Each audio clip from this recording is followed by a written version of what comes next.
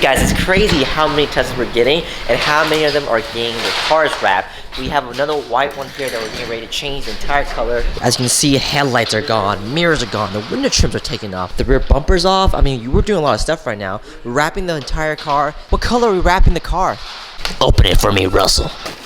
Okay. Oh, that's a really nice color. I like it. Kind of classy, but because it's, you know, metallic-y and dark, it's sporty at the same time. Sporty.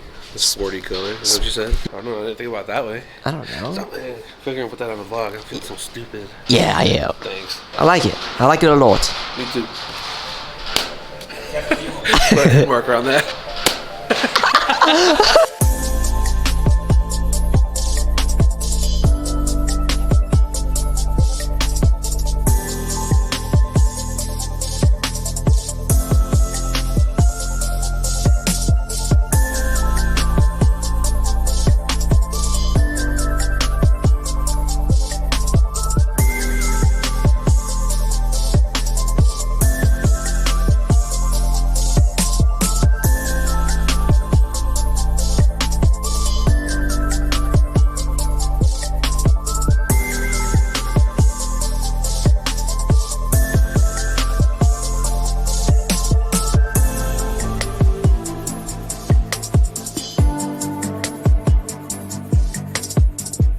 We've done a few grays by now, and this is definitely one of my favorites so far. The dark color looks really good with the factory black accents, but the metallic flakes keep it from being too dark by adding in all the pops and shine you get when the sun hits it.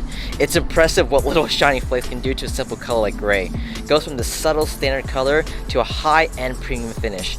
Like usual, edges are wrapped around to conceal as much of the factory paint as possible, even taking off some trim pieces just to complete the seamless look.